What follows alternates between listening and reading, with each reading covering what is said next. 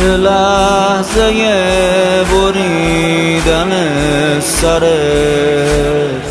آه میکشم، برای پاره های پیکرت آه میکشم،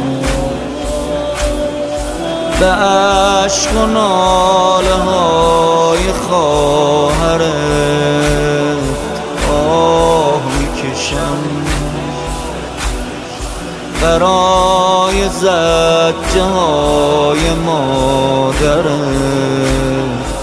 آه میکشم، از گودال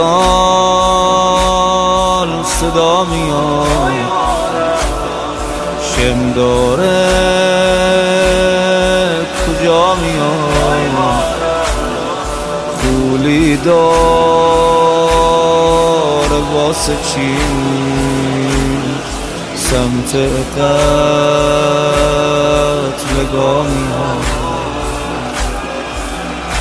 حسین آه آه آه حسین آه آه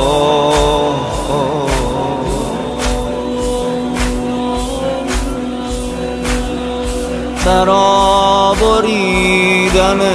سر از قفا آه میکشم،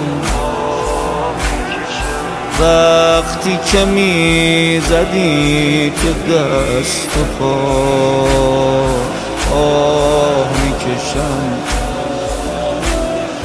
برا صدای آه بچه ها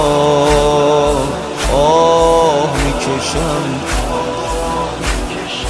برای طفل پشت خیمه ها آه میکشم، از خیمه صدا میاد خصم بی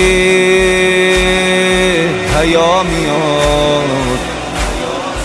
داره آه و ناله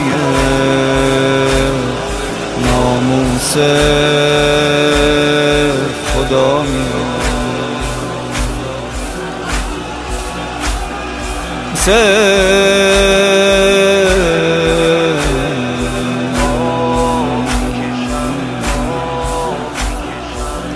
حسین